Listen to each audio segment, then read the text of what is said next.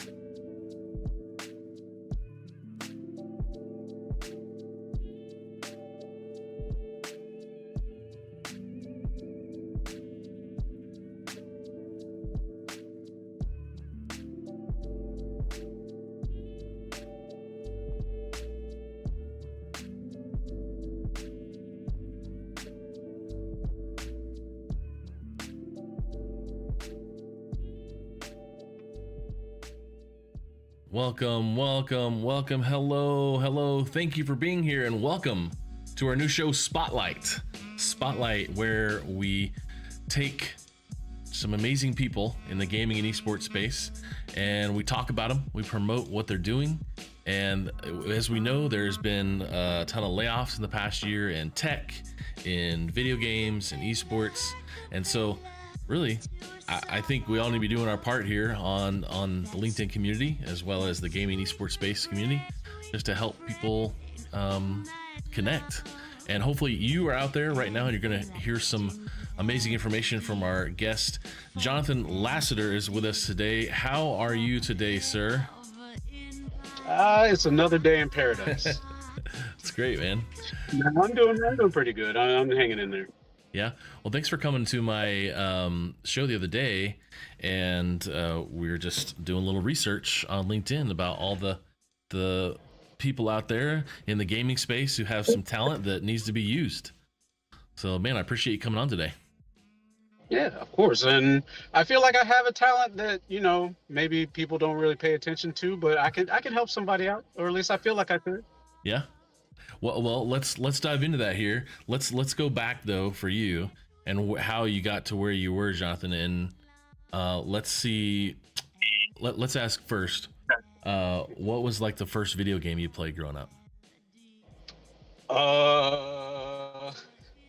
That would probably I honestly started with the Nintendo, like the original Nintendo Entertainment System. Like my dad bought the whole setup. We had like the Mario Duck Hunt, RC Pro-Am, Marble Madness. We had like the track and field thing with the pad and all we do. We had the whole setup. So like that was my first kind of jump into video games. And then one of my neighbors that I grew up with, we knew each other from like the age of 5. And so like he had the Nintendo, but then he also had a Sega Master System. Oh. So like the original Sega console, I'd never seen this before. Had no idea about it, but I mean, this was before Sonic the Hedgehog. I think the main character for the Master System was Alex the Kid. So I don't. Yeah. I'm aging myself incredibly here, but that was the mascot of the original Sega, and then it just kind of went from there. That. Like as I got older, I went to the mall, started going to arcades, and that's when I started getting into the fighting game, Street Fighter 2, Mortal Kombat. What else? We can kind of fast forward, but like when I started competing, that was around 2000, 2002. Soul Calibur 2 came out, and I had already started actually working in an arcade. I was an attendant, eventually became a manager, but that's when I started my tournament career, was with Soul Calibur 2, playing in the local tournaments, and then we were going to like local arcades. Like this is back in the the territory days where tell me about your arcade. Tell me about the arcade life, working in arcade, and was this the 90s, 2000s, early 2000s? Late 90s, early 2000s. It was back in the day where you had the arcade, like bright lights, all the ticket games, all that stuff, like the little kids running around. So we were basically like the babysitter at the mall more Sure, or less. sure. But like you know, it was opportunity to like grow with the community, and then also the people that I interacted with at the other arcades when I traveled like on the weekends and stuff. They would Mhm. come to the arcade, and then we would easily would have 30 to 40 people Yeah. playing like fighting games on a Friday night.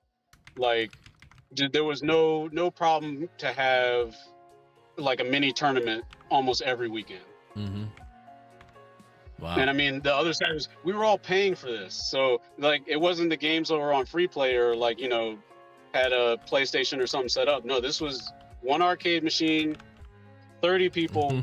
We're all waiting. Uh-huh. People putting their quarters up, waiting. You know, people playing other games, and like that was my thing. Like from 2000 to now, like that has been my thing is building community based off of you know common interests and like I can't even think of the word, but just similar interests. Like you know, Mhm. people were into the same games and stuff like that, and we just came together because it was fun. Yeah. You know, there was no real there was competition, but it was just to see who was better among us, and then you know we just kept it in the game, and it is what it is. When you're crowded around, it was an arcade system or was it like CRT monitor? What Yeah, were your? arcade machines. Yeah. Well, for that, this was when I had gotten heavily into Tekken. I think Mm. Tekken 5 was the one that kind of, I guess, kind of launched my esports career, Mm-hmm. and that's what eventually got me into doing tournament organizing. Yeah.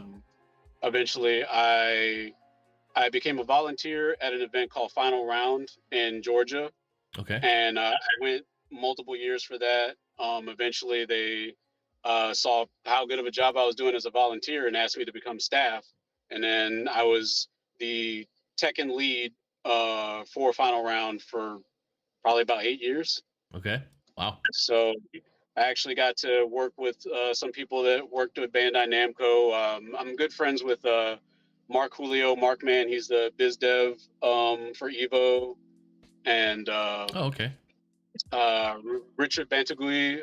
He works for Blizzard, I believe. And I Nice. mean, we've all come up like through the FGC, and they like I kudos to them because they moved on, still in the gaming industry, but you know they elevated way beyond Mm-hmm. what we were thinking that any of us were going to do at any. Like we were just more concerned with hitting buttons, not actually, you know, getting that next level. Yeah. It So okay, I wanna jump around a little bit here. You like making content with your son playing some Fortnite, is that right? Yes, sir. I love that because I love my sons. I have three boys, and Oh, two of them I play Fortnite with occasionally, and their lobbies make it a whole lot easier because they're new than me playing by myself. So it's fun. It's fun. I will not be afraid to. I would not ashamed to admit, as my friends know, I make a new Fortnite email account every once in a while, quite often to make the lobbies easier so I can get better. right. But so you've had some content with your son playing Fortnite, and I saw a couple different videos. Walk me through that. What's the value in that for you and for your son? Let's hear your perspective on that. Well, for me, it's because for the longest time I was anti Fortnite, like most people. It was like you know you see the kids doing dances all the time. You're like, okay, that's the shuffle, all that stuff. I'm like, okay, that's fine. And then he really started to get into it, like started watching a lot of YouTube content creators and stuff like that, Mm-hmm. and like free games. So he's into playing it, and I'm like, okay, that's pretty cool. Like I played first person shooters coming up. Like first person shooter was Wolfenstein. Ooh, 3 years yes, back then, like yes. back in middle school, you know, we were I was taking C++ class Uh huh. in I think middle school or high school, but we would secretly play the game while the teacher was up at up at the board and everything, and Yeah. then like as soon as we come around, alt tab to try to get out of it. A couple of No, us I got have caught. no idea. I have no idea what you're talking about at all. At all. Couple of us had to, couldn't get on the computer, had to write out everything after that. But Uh-huh. I was in the first person shooters from then. Like I played Wolfenstein, Doom, Quake. Quake 2 was when I actually started to get into like kind of competitive, but I didn't. This was also before I knew really what tournaments were. I played competitively because I wanted to be good. So like I created my own clan. I had a website on GeoCities. Oh, Again, aging wow. myself. Yes. Aging us for sure. I learned HTML. I learned all this stuff. We are the same person. Yeah, I wanted to be that guy. Like I wanted to be Fatality and all the other like top players. Yeah. So I was designing skins. I was doing stuff in paint. Like I was all in.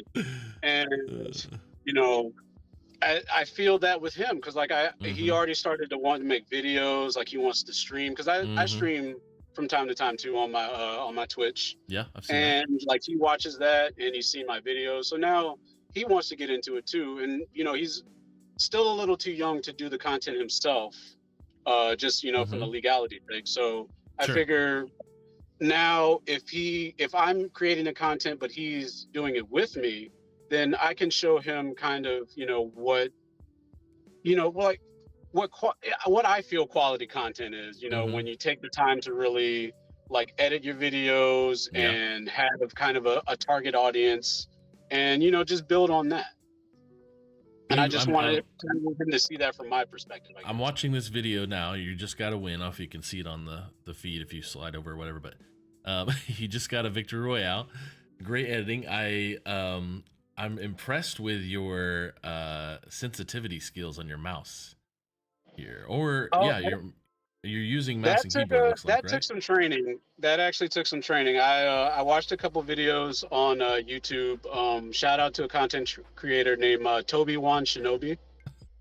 He actually has a lot of so his approach to content is definitely in my wheelhouse because I try to observe things kind of, I guess, from a breakdown of why would you do this? Why would you make this decision? Why is this the right way to go as opposed to doing this? And I like a lot of that A and B testing, and then kind of seeing the extremes in both, and then kind of creating something that is more in line with how I play. Okay. Well, I just subscribed to Toby Wan Shinobi. It does look for like pretty good content. His is a lot more. So his is definitely a lot more mental. So more understanding how to play the game, or I guess how to play the game, but also like he really breaks it down to like warming up and taking time to learn movement and things, and that's really helped my game a lot. Just viewing his content and his methodology just in general for me has helped a lot. It's helped my son too. Yeah, his movement is pretty good. I do like this. So this is pretty. Here's my struggle. I've used aim labs and I want to use aim labs, but at the same time I'm like, I don't know if I'm getting my sensitivity to match up with what my sensitivities in the game, and so I don't ever use it. And then I'm thinking, why don't I just figure it out? So I don't know. I mean, I see a lot of streamers and gamers use that for warm up, or there's probably creative aim lab type stuff in Fortnite. I'm guessing. Yeah, he actually he has playlists that kind of go through like steps to getting better, and then he also coaches people too. And that's what I've been trying to do with my son is coach him, because I play competitively, so I understand the mindset of when you get into the game and I can look at things that he's not looking at and be like, hey, take a look at this, watch this replay, and okay, I like that's what we're starting to do now. Is like I'm starting Mm-hmm. to break down our replays when we play together, and just be like, hey, this is what happened in this situation. Like, what would you do here? Like, Yeah. just recently, I actually adjusted some of his settings Uh-huh. to make it more, I guess, more in line with pro settings. As far as Right. sensitivity and things like that. And I'm like, I adjusted some settings. Just try and play it. See how you like it. And at first he was like, Mm-hmm. oh, this sucks. It's not, it's not as fast. Well, I was like, just give it a day or two. Yeah. And then a couple days, actually yesterday, I asked him. I was like, how's it playing? He was like, oh yeah, it's pretty good. I'm getting used to it. I'm like, there you go. Like, Nice. just take some time. Nice.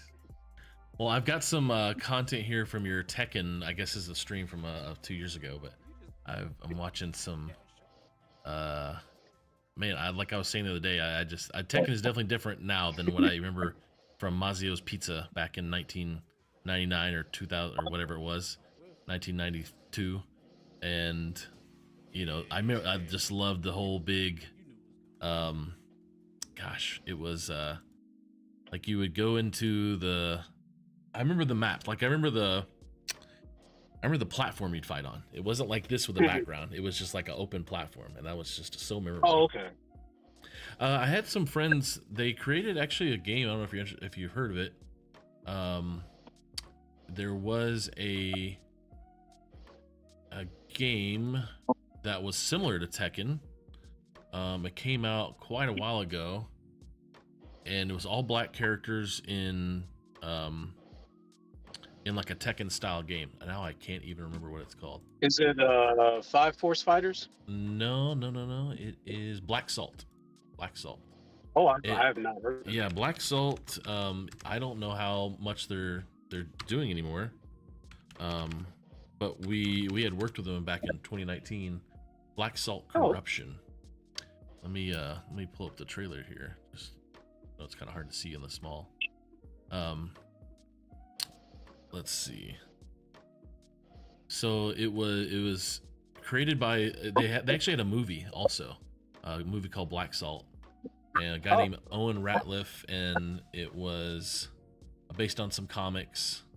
A guy named Micah Jones, and it was I honestly don't know if it's still out, but that's the gameplay. It looks a lot like that. There was something interesting they did that Tekken didn't have. I can't remember exactly what it was, but it might have been that 3D movement there. Mm-hmm.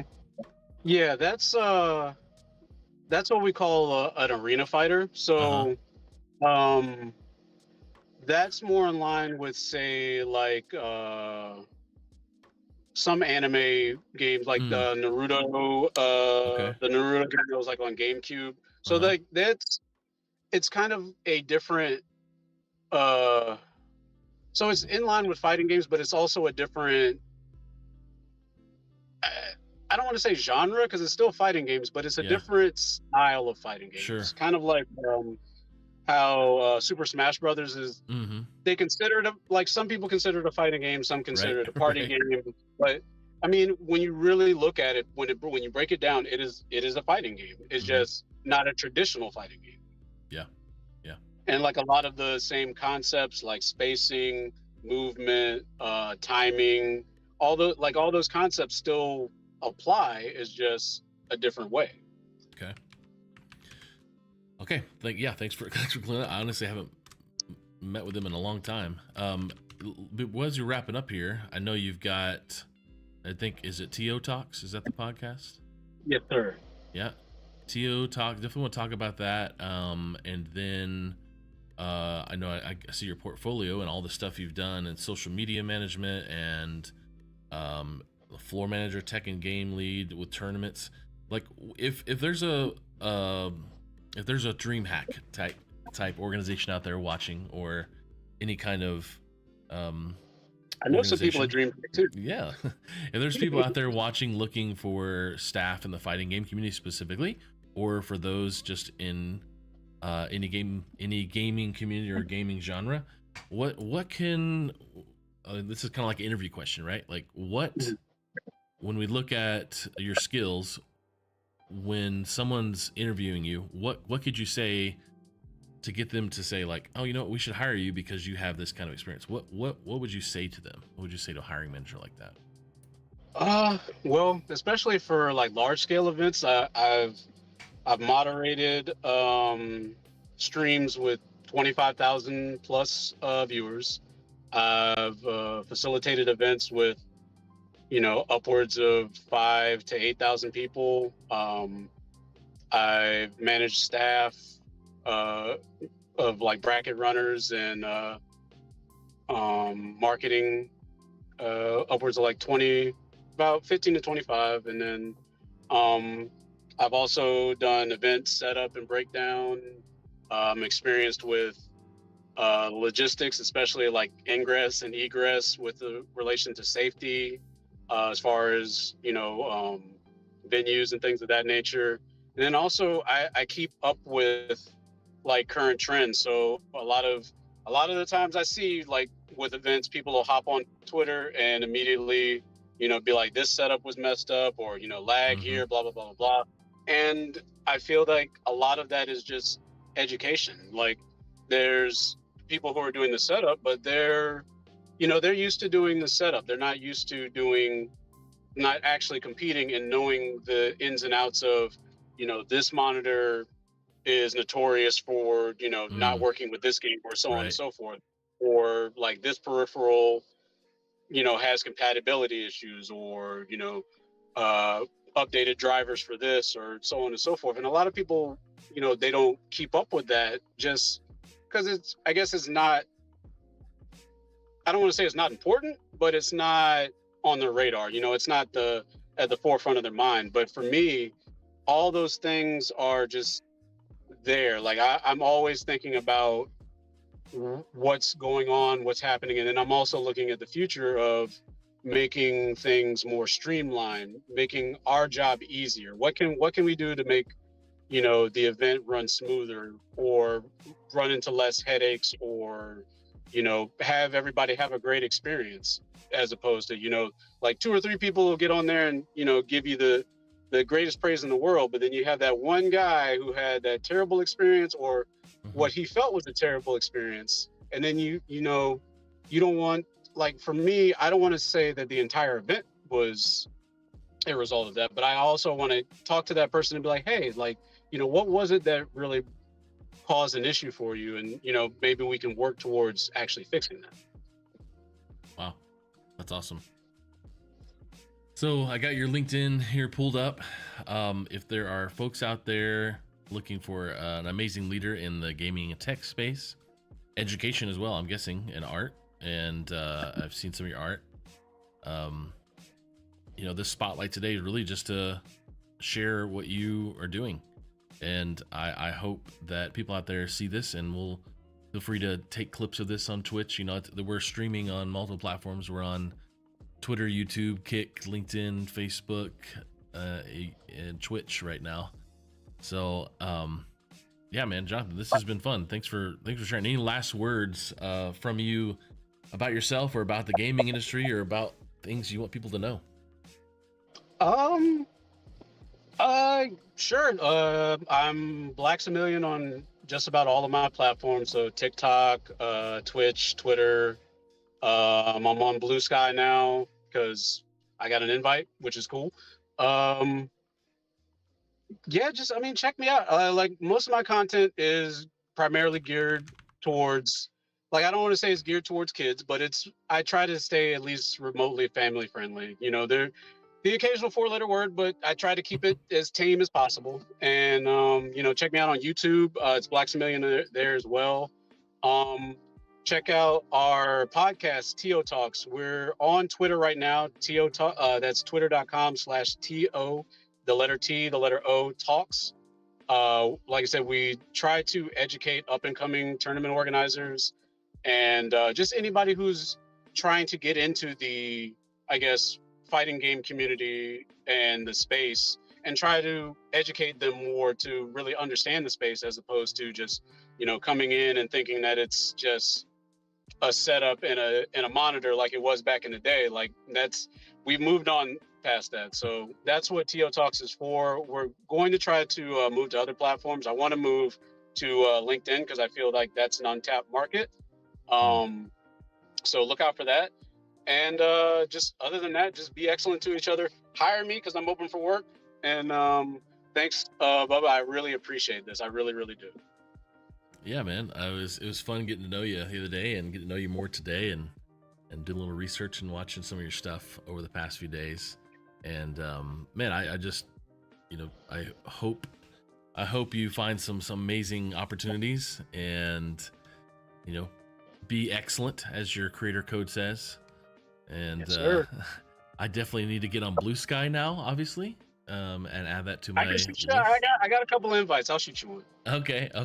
I think I might have created an account, or I don't know. I don't remember. Yeah, I guess I need the invite code. You're right. Okay, I see that now. Sweet, bro. Well, thanks. You stick around in the control room there, on your phone. I'm just gonna shut down the show, and I'll come talk to you right afterwards. And you can stay right there. Okay, sounds good. All right, thanks, brother. Yep. Okay, everyone, thanks so much for being here today on Spotlight, our first episode of Spotlight. If you know folks in the gaming esports space, there's thousands of them right now who are struggling with finding jobs because they've been laid off. Jonathan's awesome because he's working in this space still, and he will be a great addition to your team. So please check him out on LinkedIn, check out all his socials. We'll see you next time. Please like, subscribe, all that fun stuff. We'll see you later. Stay amazing. Bye.